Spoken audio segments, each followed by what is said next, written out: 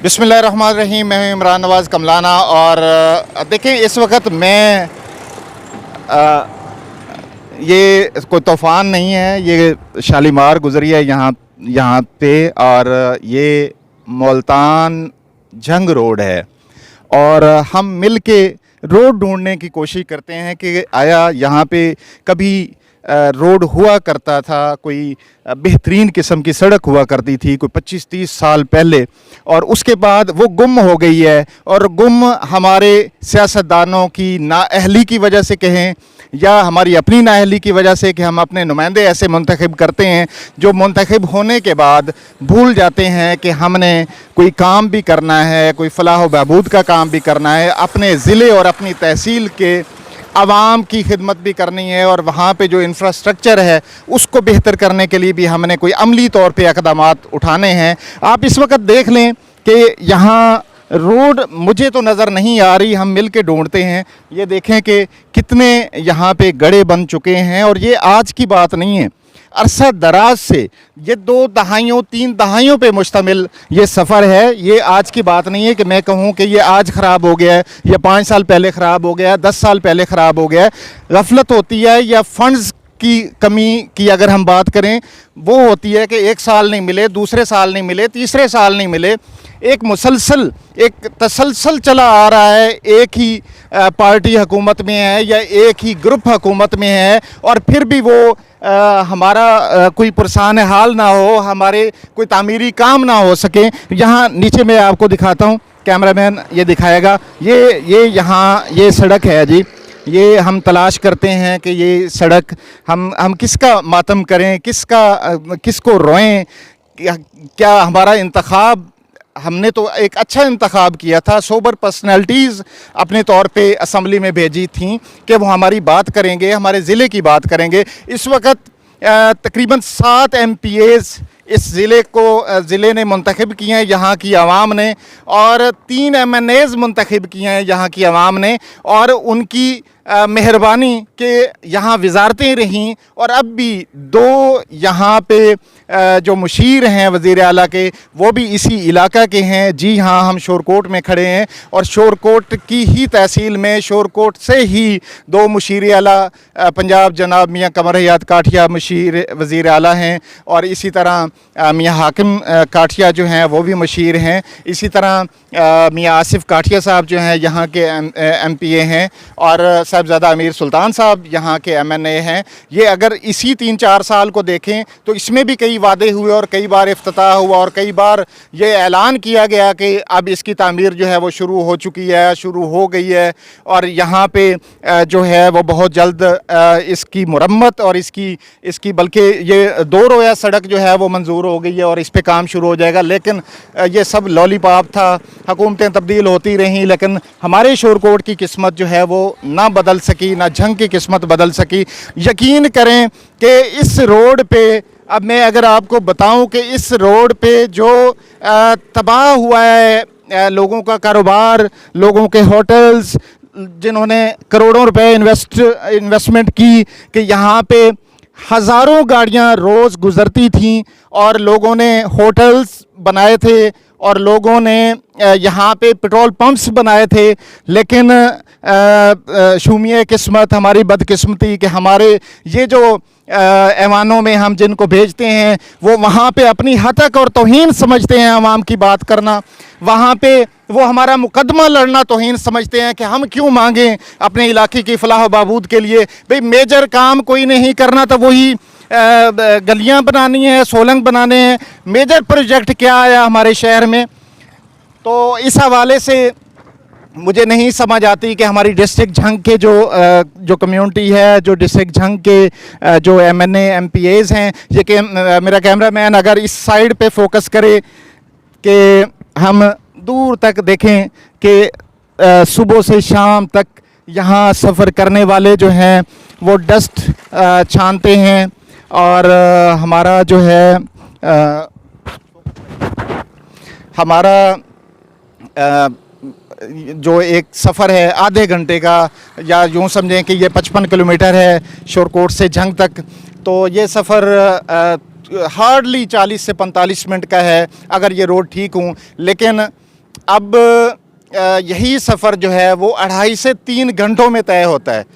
और वहाँ जंग लारी अड्डा से अगर गाड़ी निकले ये पब्लिक ट्रांसपोर्ट तो वो वाया बाईपास जाएगी, तो पौना घंटा तकरीबन उसका वहाँ पे लग जाता है। और वहाँ से यहाँ तक जगह जगह पे कोई यानी उनकी वो बात वही है कि सड़क तो नज़र नहीं आती। वो ड्राइवर बेचारा भी सड़क ढूंढते ढूंढते थक जाता है कि मैंने शोरकोट जाना है या जंग जाना है तो मुझे सड़क कौन सी मिलेगी। वो सड़क का कहीं से कोई किनारा उसे मिलता है, उसको पकड़ता है, फिर आगे गुम हो जाता है कि यार इधर कहीं सड़क हुआ करती थी किसी दौर में, हम आबाद थे।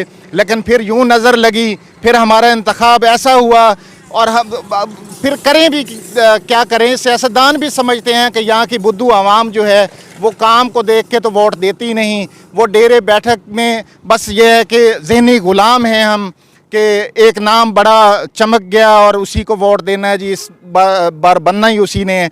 उसने आज तक असम्बली में हमारे हक के लिए कौन सी आवाज़ बुलंद की। हमने तो ग्राउंड पे काम देखना है। अब मामला ये है कि इस रोड की कब सुनी जाएगी।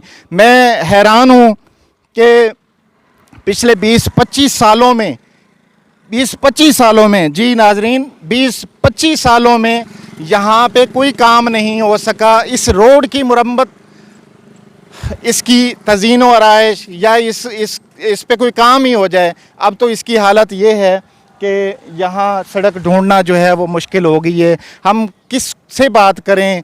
हमारे नुमाइंदे जो हैं ज़ाहिर सी बात है कि उनको भी पता है कि ये वो भी यहीं सफ़र करते होंगे या ऐसा है कि वो इसकी बजाय चले जाते होंगे मोटरवे की तरफ। मोटरवे एक नेमत शोरकोट को मिल गई, जंग को तो उससे भी महरूम कर लिया गया। 28-30 किलोमीटर दूर जो इंटरचेंज है वो रखा गया। और जंग को तो मैं समझता हूँ कि वो सियासतदानों की नाअहली है कि उन्होंने बिल्कुल ही जंग को एक लावारिस छोड़ दिया। और शोरकोट की किस्मत अच्छी कि मोटरवे तो करीब से गुजरा, लेकिन एक बुनियादी और पुराना रोड जो यहाँ से मुल्तान से सरगोदा जाता है और हज़ारों गाड़ियाँ इस पे सफ़र चलती हैं और ट्रांसपोर्टेशन का काम और पब्लिक जो है उस पे सफ़र करती है। लेकिन उसकी हालत ये है कि हमें रोड नाम की कोई चीज़ नज़र नहीं आती। और मुझे यही अगर सियासतदान रहे तो करीब करीब बल्कि बहुत दूर तक बनता नज़र भी नहीं आ रहा कि इसके बारे में कोई बात कोई करे। वो सारे झूठ थे। वो सब क्या वादा जो किए गए वादे वो कहाँ गए, इस पे काम क्यों नहीं हो रहा, ये यकीनन उनको सोचना चाहिए और इस पर अमल दरामद करना चाहिए। अगर कभी ये इसकी मंजूरी हुई है तो हमें भी पता चले, कभी प्रेस कॉन्फ्रेंस करें, कभी ऊपर आवाज़ उठाएं, हमें भी पता चले कि वाकई शोरकोट के जो लीडरान हैं उन्होंने इस हवाले से कोई तगदो की है, कोई कोशिश की है। फ़ंड रुका है तो क्यों रुका है, किसकी नाअहली की वजह से रुका है। तो कभी प्रेस कॉन्फ्रेंस करके इन्होंने अपना हक मांगा हो।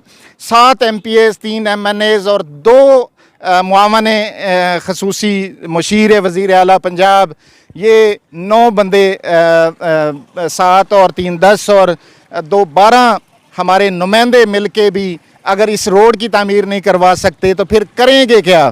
दोबारा किस मुँह से आएंगे वोट लेने आवाम के पास, क्या एजेंडा लेके आएंगे, फिर लॉलीपॉप देंगे और यही हमारी आवाम फिर इन्हीं को मुंतखब करके असम्बलियों में भेजेंगे। तो ये मामला जो है आवाम यकीनन समझदार है। आवाम को सोचना चाहिए कि हमारे शोरकोट को, हमारे जंग को इतना पसमानदा क्यों रखा जा रहा है, इतना पीछे क्यों रखा जा रहा है। इन महरूमियों का अजाला ये कब आवाम अपने हक़ के लिए खड़ा होगी, कब आवाम को आवाज़ मिलेगी, कब आवाम अपने हक़ के लिए आवाज़ बुलंद करेगी और इन नुमाइंदों को के दर पे दस्तक देगी कि भाई हमारे पास अगर आपने आना है तो क्या आपका मंशूर है, आपने क्या काम किया है।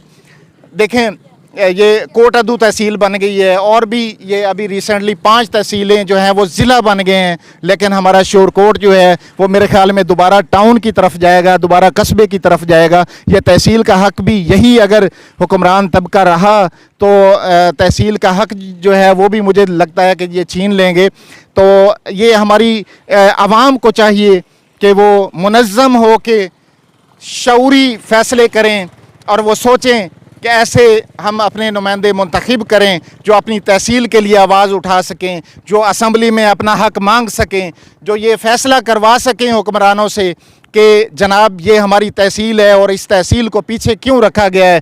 ये जंग शोरकोट रोड जो है, जो अरसा दराज से ये पिछले यूँ समझें कि तकरीबन 2 दहाइयों से इसकी ये हालत है, तो हम मतलब ये और कितना आवाम सब्र करे, इससे बढ़ के और क्या सब्र करे कि यहाँ इस रोड पे करोड़ों का बिज़नेस जो है वो भी ख़त्म हो गया। लोगों के पेट्रोल पंप्स बंद हो गए, लोगों की होटलिंग के जो कारोबार थे वो तबाह हो गए।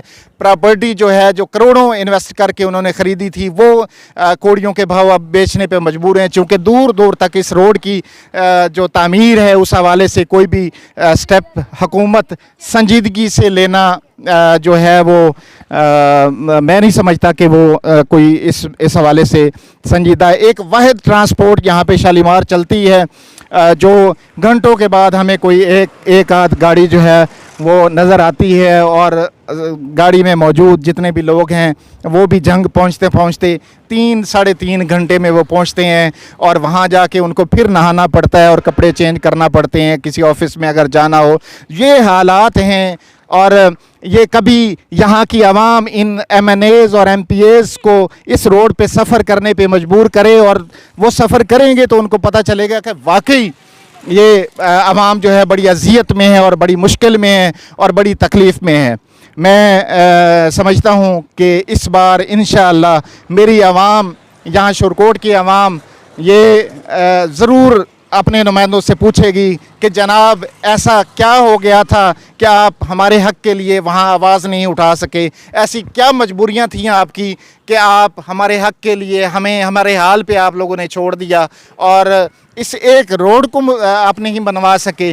बाकी लोग कस्बे वाले तहसीलें बन गई, तहसीलें ज़िले बन गए, और कितने तामीराती काम हुए, लेकिन हमारे शोरकोट और हमारे जंग को इतना जानबूझकर महरूमियों में धकेला गया, जानबूझकर इसको पसमानदा रखा गया कि यहाँ की आवाम शऊर ना हासिल कर सके, यहाँ की आवाम खुशहाल ना हो सके, यहाँ की आवाम एक अच्छी अपना लिविंग स्टैंडर्ड जो है वो ना बना सके, यहाँ की आवाम यूं ही सड़कों पे धक्के खाती रहे, इनका बिज़नेस यूं ही तबाह होता रहे, ये यूं ही यहाँ परेशान हाल रहें, ये इस फ़िक्र के अलावा कोई और चीज़ ना सोच सकें। अपना ख्याल रखिएगा। इंशाल्लाह नेक्स्ट टाइम मिलेंगे एक और व्लॉग के साथ। अल्लाह हाफिज़।